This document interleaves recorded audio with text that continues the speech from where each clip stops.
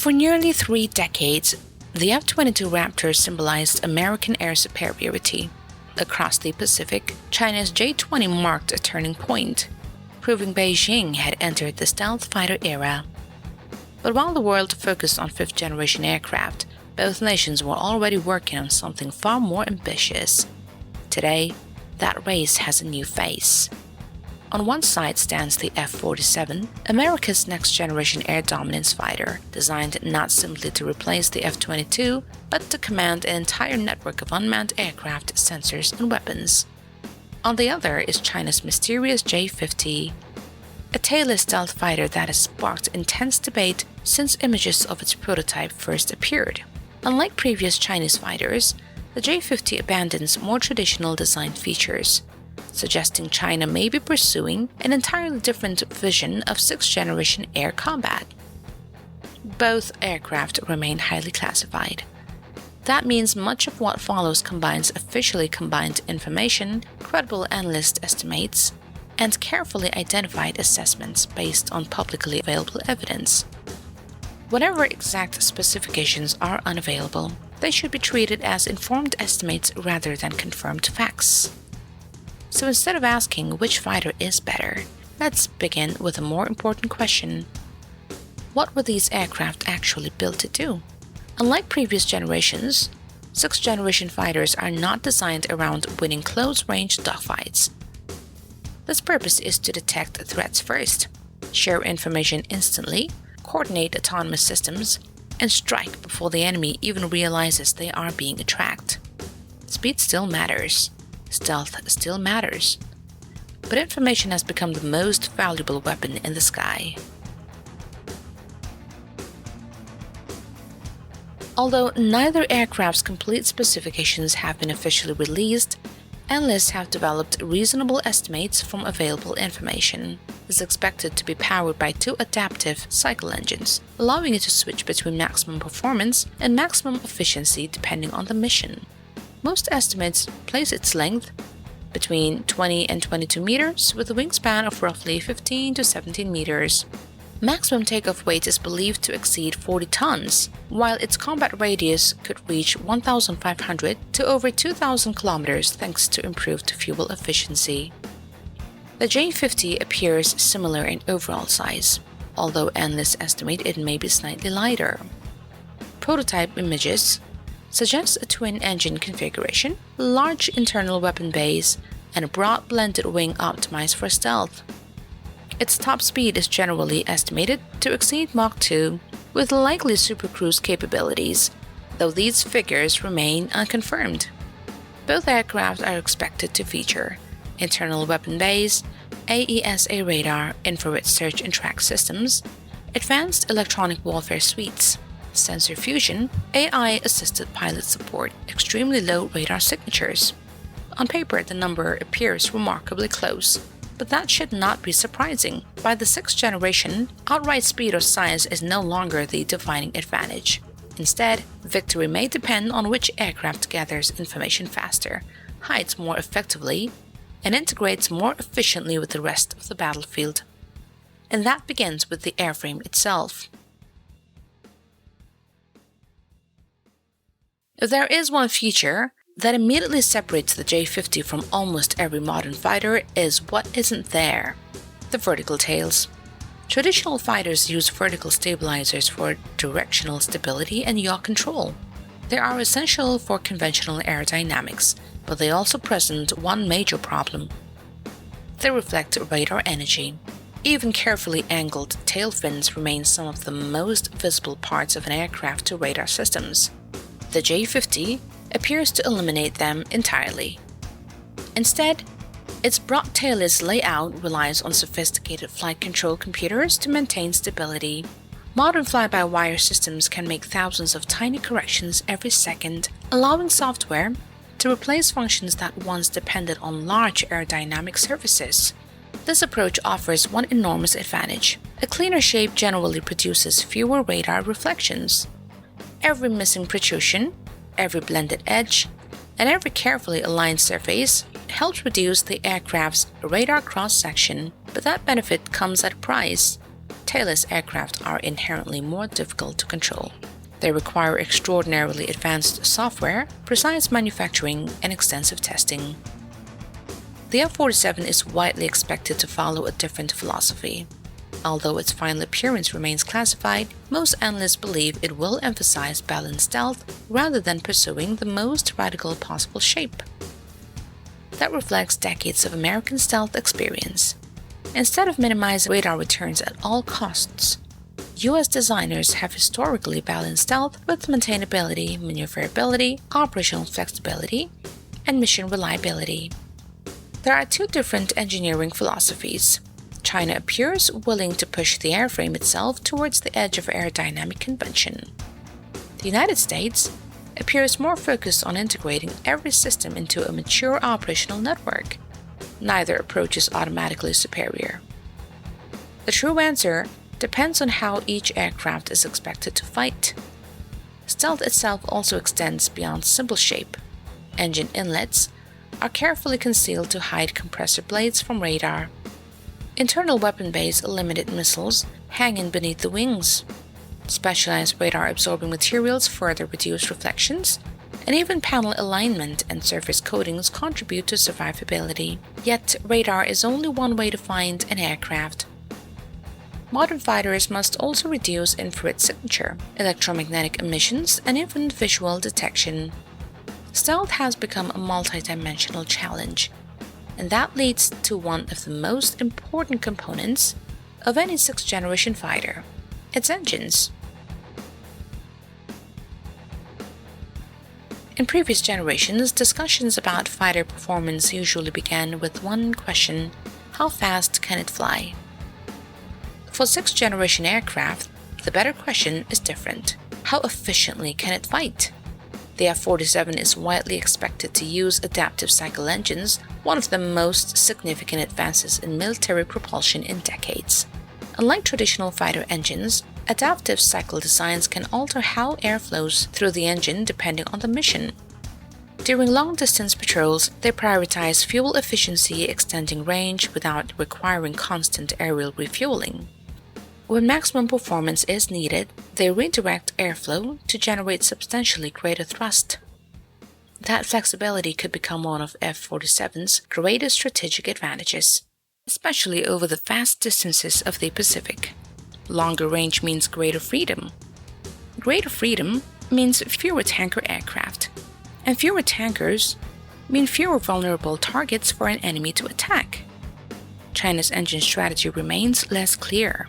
The J-50 is expected to use two powerful indigenous turbofan engines, but whether they can achieve the same adaptive performance remains unknown.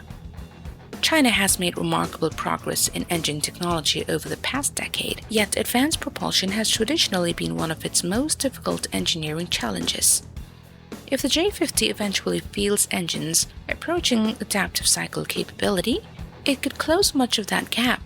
If not, endurance may become one of the F-47's strongest operational advantages. But engines do far more than determine speed and range. They also influence heat signatures, electrical power generation, and the enormous energy demands of future onboard systems. Because the next battle may not be won by the aircraft with the highest top speed, it may be won by the aircraft with the smartest sensors. If stealth helps a fighter hidden, its sensors determine whether that advantage can actually be used. For decades, fighter pilots depended largely on their radar. Sixth-generation aircraft are expected to operate very differently. Instead of acting as isolated platforms, they will function as information hubs, collecting, processing, and distributing enormous amounts of battlefield data in real time. The F-47 is expected to be one of the first fighters designed around this concept from the very beginning. Rather than simply carrying an advanced radar, analysts believe it will fuse information in multiple onboard and offboard sources simultaneously. An active electronically scanned array, or AESA radar, will likely be paired with infrared search and track sensors. Passive electronic surveillance systems, satellite communications, and data received from nearby aircraft, naval vessels, ground forces, and autonomous drones. To the pilot, these separate inputs should appear as a single continuous updated picture of the battlefield. Artificial intelligence is expected to play a major role in making that possible. Instead of forcing the pilot to sort through hundreds of contexts, future AI systems may prioritize threats, recommend weapons, identify safe flight paths, and even anticipate enemy actions based on sensor data. The pilot remains in command, but routine information management becomes increasingly automated. The J-50 is also expected to employ advanced sensor fusion, although China has released almost no official information about its architecture. Given the rapid modernization of Chinese military electronics, most analysts expect the aircraft to feature an AESA radar, infrared sensors, sophisticated electronic support measures, and a highly integrated cockpit. Whether its software reaches the same level of automation as the F-47 remains impossible to verify from public information. Another critical battlefield is electronic warfare. Modern fighters are no longer trying to avoid missiles. They are trying to prevent those missiles from ever finding them. Electronic warfare systems can detect hostile radar emissions, identify their source, warn the pilot, and potentially jam or deceive those systems before it's launched. In future conflicts, electronic attacks may become just as important as traditional firepower. Victory may belong to the aircraft that controls information rather than the one carrying the largest missile. Despite all attention given to stealth and sensors, fighters ultimately exist to deliver weapons. Here again, the philosophy of sixth-generation combat begins to diverge from the past. Neither the F-47 nor the J-50 is expected to rely heavily on external weapons during high-threat missions. Missiles mounted beneath the wings increase radar visibility, reducing one of the aircraft's greatest advantages. Instead, both aircraft are expected to carry their primary weapons inside large internal bays, although exact loadouts remain classified. Analysts expect a combination of long-range air-to-air missiles, shorter-range defensive missiles, and precision strike weapons depending on the mission. Future weapons may also be significantly larger than today's missiles. As aircraft gain range and stealth, militaries are investing in longer-range missiles capable of striking before opponents can respond. Large internal bays provide flexibility for carrying these next-generation weapons. But perhaps the most revolutionary weapon isn't carried inside the aircraft at all. It is flying beside it. The F-47 has been designed as part of the United States' broader vision of collaborative combat aircraft, often called loyal wingman. These autonomous drones are expected to perform missions that would traditionally place human pilots at extreme risk. One drone might fly ahead as a sensor platform. Another could carry additional missiles. A third might conduct electronic warfare or deliberately expose itself to enemy radar to reveal hostile positions. Instead of one fighter entering combat alone, commanders could deploy an entire network centered on a single crewed aircraft. This dramatically changes the balance of air combat. Destroying the fighter itself may no longer eliminate the threat if several autonomous systems continue operating nearby. China is pursuing similar concepts with its own unmanned combat aircraft, leading many analysts to believe the J-50 will eventually coordinate with loyal wingman drones as well. Public evidence remains limited, but integrating crewed and uncrewed systems has become a priority for virtually every major air power. The future fighter may command a formation rather than simply flying within one. So after comparing their designs, which aircraft appears to hold the advantage? The honest answer is that no one outside the classified programs can know for certain.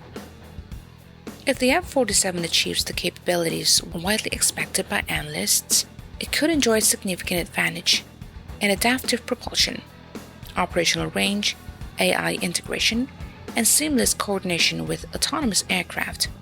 Those strengths would align closely with the U.S. Air Force's emphasis on long-range operations across the Indo-Pacific, where endurance, networking, and flexibility may prove decisive.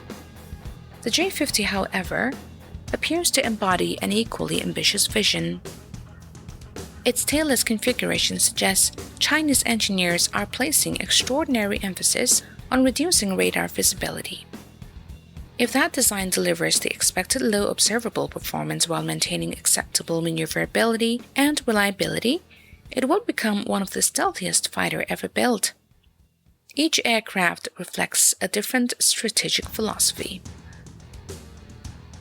The United States appears focused on creating the center of vast combat network where information flows continuously between crewed fighters, drones, satellites, and supporting forces. China appears focused on maximizing survivability through an advanced airframe while rapidly expanding its own networked capabilities. Neither approach guarantees success. Combat effectiveness depends on far more than aircraft itself. Pilot training, mission planning, logistics, maintenance, secure communication, electronic warfare, intelligence. Even the availability of replacement parts during a prolonged conflict can influence the outcome more than a slight difference in speed or stealth. History repeatedly reminds us that technological superiority alone does not guarantee victory. The aircraft must perform under real operational conditions against a capable opponent who is constantly adapting. And that is perhaps the most fascinating aspect of the F-47 and the J-50. Neither has yet demonstrated its true capabilities in operational service. Both remain surrounded by secrecy. Both represent decades of research that the public can only glimpse through official statements, prototype imagery, and expert analysis. For now, the sixth-generation race remains less about proving which aircraft is superior and more about revealing how military aviation itself is changing. The fighter of the future is no longer defined by speed, altitude, or maneuverability. It is defined by how effectively it gathers information, shares it across the battlefield, commands autonomous systems, and survives in an environment saturated with sensors and long-range weapons. Whether the F-47 ultimately becomes the world's most capable air superiority fighter, or whether the J-50 reshapes expectations of stealth aircraft, one fact is already undeniable. The era of the traditional fighter jet is coming to an end. The age of intelligent, networked air combat has already begun.